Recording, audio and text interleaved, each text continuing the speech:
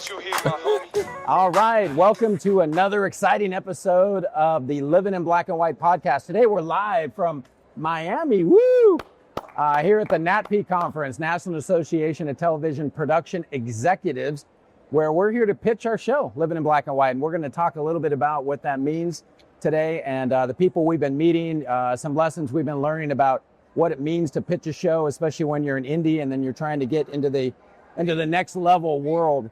But before we do that, I just want to introduce myself, Rick McMann, creator of Livin in Black and White, along with my Hall of Fame actors, TK Russell, Nick Steitz. They're here with us on the ground here in Miami to discuss everything about Livin in Black and White. And guys, what are you learning so far since being here? Man, I tell you, I'm learning. I didn't know shit. That's exactly what I'm learning. Coming to this show has been a real eye-opener, a real hodgepodge of personalities and quick pitches, 5-minute elevator. So it's giving true meaning to elevator pitch. Right. Yeah. You hear that elevator pitch comment made a lot, but when you're at a show like this, you understand from the time you get to floor 1 to floor 2, your shit is over. Absolutely. In one ear and out the other, and hopefully they connect you tomorrow or next year or whatever. Right. So it's just about being able to talk to anybody in the room, because you never know who that next ear to listen to your story, where it could take you. Right, exactly. And to TK's point, we did what's called speed pitching here at NATPE. And speed pitching, you get 3 minutes to talk to an executive to pitch your show. For all you indie filmmakers out there, when they say 3 minutes, they mean 3 minutes. So you have to go unprepared. You can't be, asking a lot of questions. There's no questions. They're looking at you very stoically. And at the end of the day, they turn on loud music at the end of the 3 minutes, and you're in, you're out, and you're done with your speed pitching. So and the 3 minute includes the cigarette. You're done. 3 minutes, you're done. What about you, Nick? What have you been learning this week? Yeah, I mean, similar to what TK said, right? I didn't know shit about fuck, as I say sometimes. Didn't know a damn thing about it. It's been a great experience. I've been really pleasantly surprised at the access to people that we have, how easy it is to talk to people, how open they are for what we're doing. And, it seems like there's a lot of interest. Could just be that conference fluff. But what I really like about this conference is people are here working. It's speed pitches. I mean, it's not just let's get hammered at the bar for, 3 days. Even though that's part of it. Let's be real. It's a conference. You go to the bar. So you meet a lot much of people. less than other ones I've been a part of. Exactly. Exactly. Exactly. So it's like, And let's call a spade a spade. Miami's been cold as hell this week. Yeah. That's the coldest I've ever had Miami. I mean, if you could see behind the camera here where our great DP Luis is at, shout out to Luis, the DP. If you can see behind him, we've got palm trees. We got the bay out there. We got frozen iguanas falling from trees. Literally. I mean, literally. I didn't know It's warmer in Denver than it is in Miami. Exactly. That's crazy. I mean, I got a sweater on this morning. Now, it's supposed to be back it's a little bit supposed to be a nice today, 72, and I'll be on a plane back to Denver. So let me know how it is. It's awesome. This is great. So we're learning a lot here. But before we dive more into that, we just finished shooting episode 2 for Livin in Black and White that we covered the issue of today called masculinity and what that means. There's so many different interpretations of masculinity today, and we have a lot of fun scenes in episode 2. You got to watch that soon. But what did you guys take away from episode 2 and the shooting of episode 2 that maybe for filmmakers out there they may want to know as actors that you learned from the pilot going to episode 2? Well, me personally, I've learned that masculinity comes in all shapes and sizes and colors. It's not just one size fits all. Yeah. Because as you'll see in episode 2 in the opening scene, Big Hoss here is probably one of the most masculine guys I know. But in the first scene, it left something to be desired. But knowing what I already know about him being masculine, you wouldn't know. But yeah, so to cut it short, man, I feel that you just can never judge a book by its cover. Right. What's your definition of masculinity might not be his definition of masculinity. Right. So we're all just different. Let's just meet in the middle somewhere. What did you learn from that one? It's kind of funny. I don't know necessarily what I learned, probably very similar, but I feel like the things that we're portraying in episode 2, in my personal life, it's kind of how masculinity is trended for me, right? For example, it's kind of like old school. We bottle our feelings up, keep the lid tight on that, don't say shit, be tough. And that's really not in vogue anymore. And that's really not, in my opinion, the right way to handle it. So doing things like therapy, life coach, getting your emotions out there. So, and doing Pilates, right? I really do that. Now I don't do it in that outfit that we have. Well, yeah. But, you know, just these things that for me in my head have been counterculture for so long, to, you know, get out and explore that. It's cool. Let's talk about this. So episode 2, you got to watch episode 2, right in the cold opening. Big Hoss, big masculine Big Hoss here comes out in his yoga outfit. And I mean, that alone will make you die. But how'd you feel about doing a scene as an actor in that with some booty shorts with on. those booty shorts and the tight tank top, the headband? It was a great look for you. Dude, this has been, you know, one of the coolest experiences about doing this with you guys has been the getting out of my comfort zone. And it's weird. I joke, I've been a jackass my whole life. I've been, you know, doing anything for a laugh. And here it is. It's now time to kind of put your money where your mouth is, right? Put up or shut up. And it's a little clammy when you get, you know, the crew around and know that there's a camera and that this is going to be seen by hopefully, you know, millions of people. But it's like, God, I'm gonna be out there in some booty shorts. This isn't just, you know, you know, at the end of the party on a random Saturday. This is going, you know. So it's what you got to do as an actor, right? Especially a comedic actor. Zone. You got to stretch yourself into areas you didn't ever go.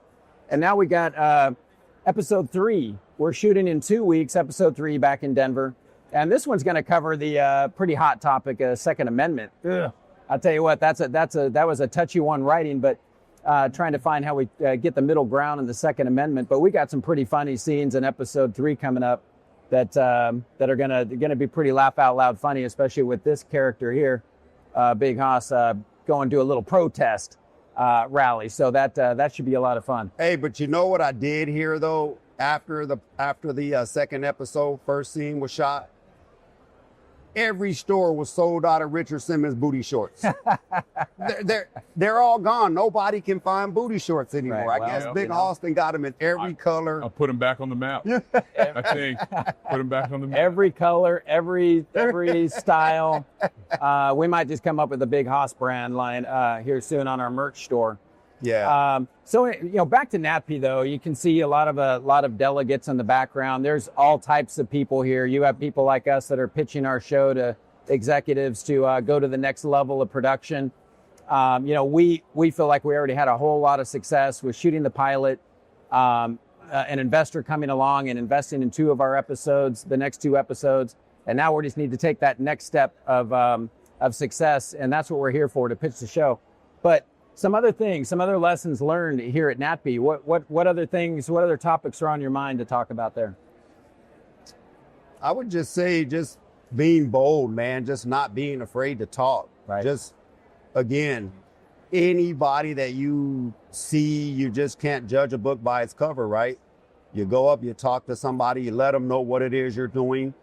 9 times out of 10, it's interesting, but we need that other one to say, yeah, it's interesting, but here's the checkbook. Right. Here's the studio, right? Here's where we can go. So just, you know, I probably already knew that, but more so being in this conference, I've learned that there's no deaf ear, man. Right. There's no deaf ear. You just have to have the gift of gab, as they say. Yeah, and I was pleasantly surprised. You know, I love TK. TK will tell you how great he is at shit, but he showed up and showed out with just walking up and talking to anybody. I like to think that I'm good at sales and that I'm personable and yada, yada, yada. But my man put on a clinic for, you know, the last 3 days. Just walk up, talk to anybody. That's right. Silky smooth. What's up, man? I appreciate it. You're a sea biscuit, but we're That's what I going to do, ride man. you. That's all what I the do, things. man. Whoa. Yeah, I guess. Easy. Masculinity. Speaking of clapping cheeks. You can do that now. Speaking of clapping cheeks. That's okay. I ride boys or girls. It's cool these days. That's what I do. Either way. Oh my God. Yeah, this was just such a, I went in not really having any expectations, which for me is good. And I'm walking away with, you know, pleasantly surprised at just how well organized this is. And again, just the access to people. You know, I will say this, like I wish we would have adjusted our schedules, been more on the back half of this conference for the scripted stuff. Right. Because everybody that we've met, You're right. they've seemed really warm to it, Correct. which is awesome. Everybody's wanted unscripted, which I've learned is documentaries and reality TV. Yeah, that's true scripted. crime shows and Correct. stuff like that. And it was kind of a broken record. And so I feel like we were maybe a few days early on this, but it's whatever. It's still a Well, to your point, and so the first 2 days of NATPE is called Real Screen, and Real Screen is really more for unscripted. So the documentaries, the Housewives of Rhode Island, the type of dating shows. Yeah. But even with that, we still made an incredible amount of contacts and networked. I mean, because we actually stood out because we actually have a scripted series. But even before the conference started here in Miami, we're out on a TKNI on a Saturday night, even before the conference, and we're already connecting with people that come in early. So a lot of people from Europe are coming in for this. So they're getting here early. They're having kind of pre-parties before it. So it's a great way to come and network your show, or just network whatever you're trying to, create out there for creators. I noticed too at NATPE that there's a lot of talk about just the fragmentation of the industry. Like with streaming, there's so many streaming platforms. There's so many places to put your content. Right. You have to have clippable content, as they call it, right? As we call it. So we have a 23, 24 minute sitcom, but we have to be able to break that down into 30-second, 60-second clips to be able to put on TikTok, Instagram, YouTube, to be able to have that constant feed of content out there for viewers. And viewers have, this short attention span to where anymore it's like 30 seconds swipe, 30 seconds swipe, 30 seconds swipe. So all of those that clippable content will hopefully drive people to your actual show, wherever it may be, whether it's YouTube or a streaming platform or a cable channel, whatever it may be. To your point, Rick, I think that people are loving the pitch. Yeah. They're loving that we're telling them that we're trying to find funny in the friction, right? Because everybody knows that the world is just full of friction, but nobody wants to laugh anymore. Nobody wants to say, oh, well, call a spade as you will, but nope, because what's wrong is right and what's right is wrong anymore. Yeah. So we're trying to find funny in the friction. And I think the company from the UK, man, they were really excited about listening to some of the pitch deck and the sizzle reel. I think that we're in the right place, man. I'm glad we came, and thank you to Shannon, and thank you to the Intercontinental Miami for allowing us to be here. And, right, absolutely. And hosting us, and they did a great job. And maybe next year it'll all be comp for us. I mean, who knows? Yeah, and we came a little old school this year. We had these business cards made, but on the back, the QR code. And so it's been interesting because you hand this little marketing tool to people here, and it's been amazing how many people have actually scanned the QR code, watched the show, come back up to us the next day and say, hey, I at least either watched part of it or all of it or whatever it may be. Really loved it. Really love what you guys are doing. But also within this, it takes them to a digital pitch deck. So some people here may just have pitch decks. They may have a pilot. They may have other content. But for us, we did a digital pitch deck, and we feel like it's paid off because, when you have that 3-minute pitch and you can pull that out, that digital pitch deck, right away, it kind of makes it show that you're more professional, that you really have put a lot of thought and work and even resources into it. And it's really paid off for us. Have you guys noticed handing these out, the responses you get? Yeah. Where can people see the pitch deck? You tell them, Luis. I mean, we have a website. We have a website, and we're LBW Sitcom. I had to look at the card. Look at that. So lbwsitcom.com is our website where you can see the digital pitch deck. And embedded in the pitch deck, it's little short clips and videos of even the music that's part of the DNA of our show. It's awesome. You guys got to check it out. If you haven't seen it yet, go check that out on our website.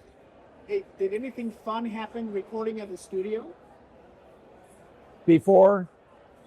At the We music had a studio. special guest. Any fun happenings that day? Yeah. Well, we had Jim Nance. Walk in and sit down through a scene that we were rehearsing in the music studio, and to hear Jim Nance's voice in person Hey, man. He's like a white Morgan Freeman. I'm telling you, man. Male angel. Yeah. You hear him before you see him. Amazing. Like a hurricane. He's awesome. Amazing. Yes, he is, yeah. And he was very interested in what we were doing. And him, his bodyguard, and his executive producer sat there with us and talked. And, man, I thought it was so cool. The Jim Nance popped in, man. It made my day. And going back to my point earlier about TK, I hear him, I look up, and then, and I don't get starstruck that often, but I do with Jim. Jim is, in my opinion, the best in the game. Long story longer, my man TK stands up. Jim, how you been, man? TK Russell. And just like starts with them like they're old friends. Yeah. Jim plays right along, and I'm thinking for a quick second, like, holy shit, my boy TK knows Jim Nance, and he's never said anything about it, which you are kind of like a Black Forrest Gump. Like things like that happen to you, like just weird stuff. Like, so I almost was fooled. Like I think I asked you at one point, I'm like, Yeah, you said, did you know Jim? And you're like, hell no. No, but to my point, you can't be afraid to talk to anybody at any moment because you never know what's going to come out of that conversation, man. That's right. Yeah. And Jim Nance, to their point, kind enough to come in and watch one of our scenes be shot. I happened to be in that scene with Lil Pax, and Lil Pax and I, at the end of that scene, we both told each other, like, that's the nervous we've been acting. I've been acting in a long time because the great Jim Nance is watching in. Yeah. But we crushed it for that scene, so it was great. Jim gave us a lot of great feedback. It was awesome that he popped his head in like that. Great time. And that's what we're trying to do in Denver for our show too. Is we're trying to get local celebrities behind us in Denver. Not that Jim's not local to Denver, but behind it to push our show up the mountain, so to speak. Yeah. So we're leaving no stone unturned from the discovery part of the show. And to your point, I think we just need more people to support it, more people to like, share, comment, basically share it. Just keep sharing it because we can only do so much.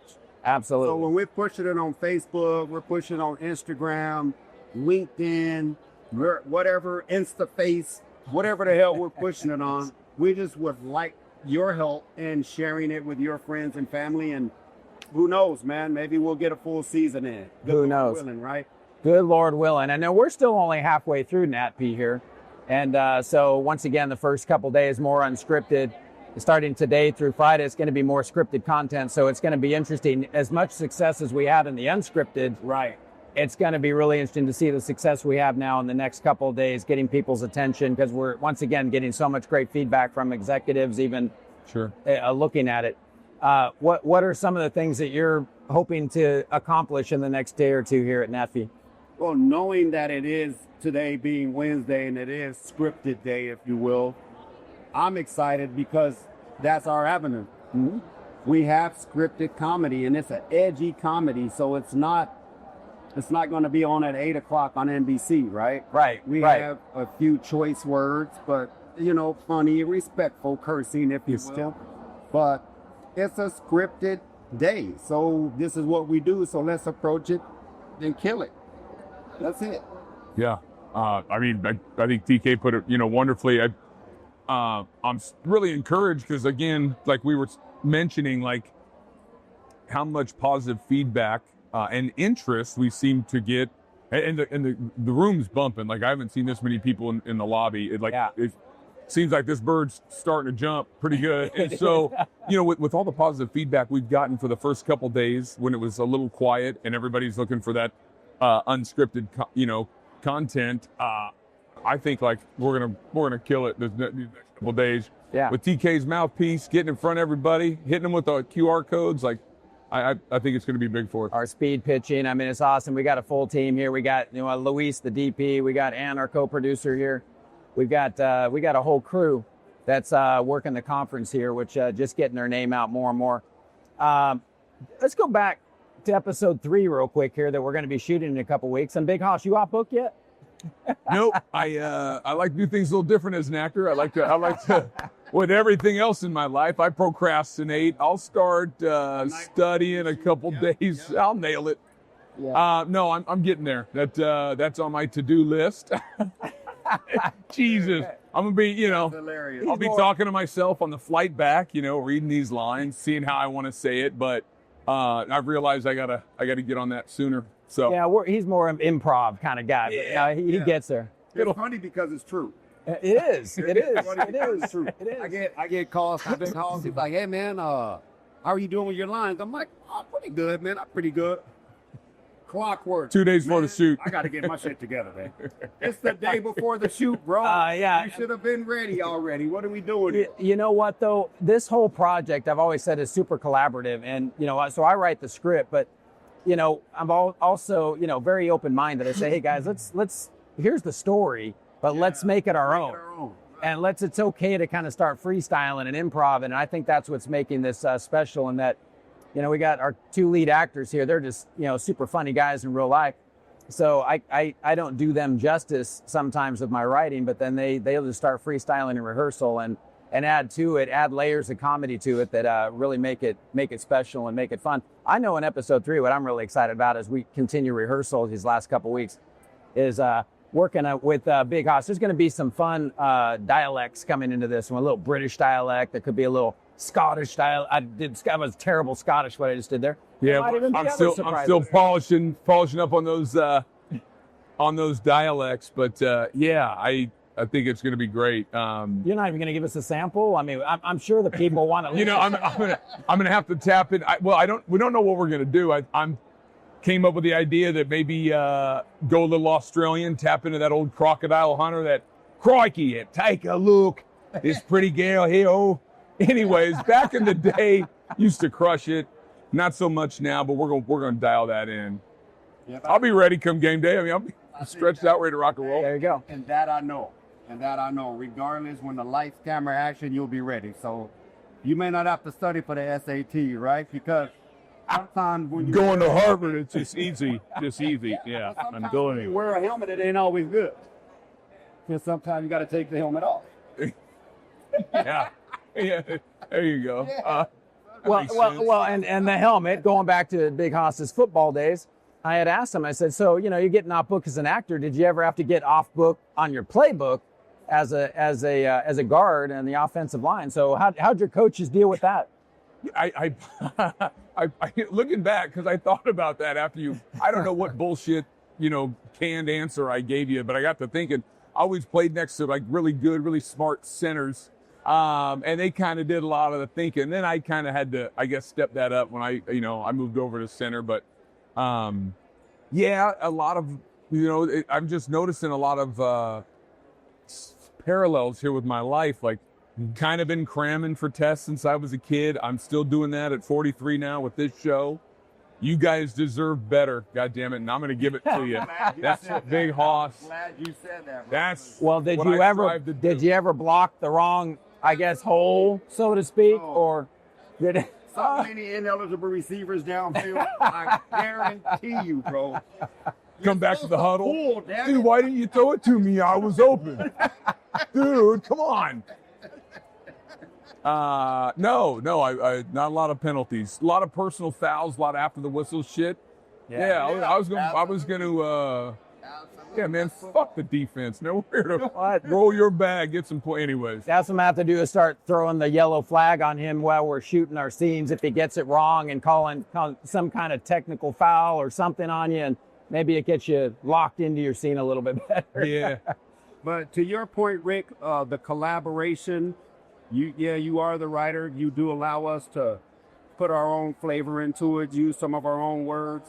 That's the teamwork Yeah. that makes the dream work, if you will. Makes right? the dream Take work. Everybody come and behind the camera to on the notepad and pen at the desk to us actually spitting up the words behind the camera. Us actually spitting out the I words think behind the freedom camera. that But we have allows I us think to be the funny. freedom that we Right. have allows Yeah. us to be. Some of the executives actually asked me here at NATPE, how many writers do you have?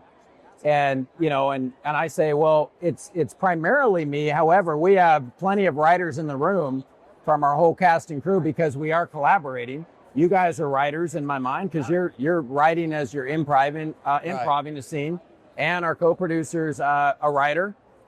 Luis throws in things even as DP. Hey, maybe if you said this or did that. Right. So the collaboration Right. is what I'm really talking to the executives about. But Yeah. to their point, typically if you're going to have a sitcom that's going to be 20 episodes and 10 seasons, I mean, you're going to have a room full of writers that are constantly changing the script and doing something and saying, try this, try that. That is pretty cool. You know, we've obviously never done this before. The fact Right. that you give us that freedom, that autonomy to do that, like, I think that's pretty cool, because the truth is we haven't earned it, right? You just trust in us enough as funny motherfuckers that, you know, that you let us kind of be us and throw it out there. Obviously, you have the final say, but that's pretty cool. I wasn't expecting that. So, anyways. Well, and that's how it's going to keep going here in the next episode. If you haven't seen the pilot yet, check out the pilot. But what you're going to want to really pay attention to is that in episode 2 and 3, after we got our investor money, the quality of the shoot was just that much greater. We were able to bring in even more professional cameras, lighting crews, sound engineers, in addition to what we already had, the talent we already had for the crew in the pilot. And it's just beautiful. The shots are beautiful. It looks Netflix ready, if you will. And the acting's going to another level because we're all understanding who our characters are more. Right. Even my character, Bobby, I'm learning a lot more. My brother from the hood here, we're having a lot of fun. I'm having a lot of fun with the Bobby character, developing that as to TK's buddy growing up in the hood. Any last thoughts before we wrap it up here on this podcast at NATPE? No, I would just like to say again, thanks for the opportunity. Thanks for the host, Intercontinental, and thanks again to our investors for allowing us to be here.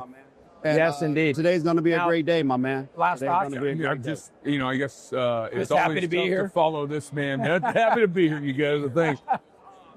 Kind of mentioned episode 1, which I think was great, but what we're going to be doing, what we've done with, and then 3, you're going to see that we really were kind of on a beer and pizza budget.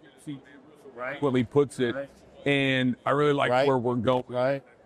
You know, infusion of capital has really helped us a ton, and I think we've put it to good use, and hopefully there's a difference, you know. Before we wrap this episode, though, we have to invite Ann in here for a second. Come sit in here with us. Our co-producer, Ann.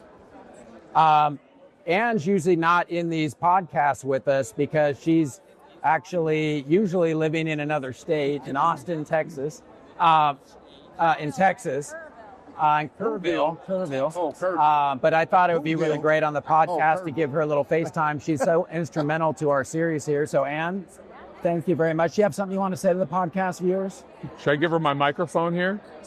Oh, share the mic. Yeah. Let her. I lost the team player. Let her. Go ahead, Ann. What do you got here?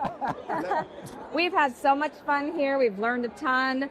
Watch our show. We've got the message that America needs to hear, and that's being well received with every single person we talk to here, whether we're a fit for their station and channel or not. So anyway, watch Livin in Black and White. Thanks for supporting us and watching this podcast. Thanks, everybody. Luis, I want you to just get on the couch. You don't have to say much.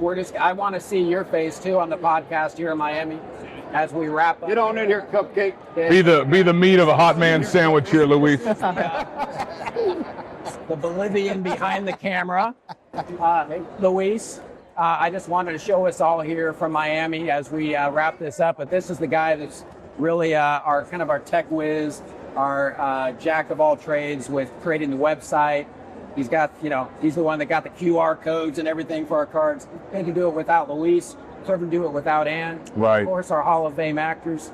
But until next time, we're going to wrap it up here from Miami. Till next time, hey, maybe we'll go to Barcelona next time. Or maybe we'll be, I don't know. Barcelona. We might need to go to England, practice British Bobby's accent. But British Bobby, coming soon, episode 3.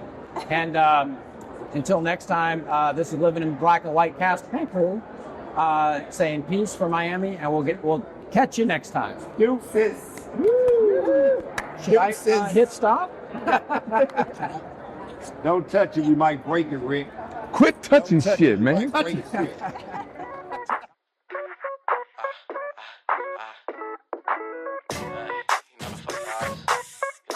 Hey, turn up the rugs, you hear my homie?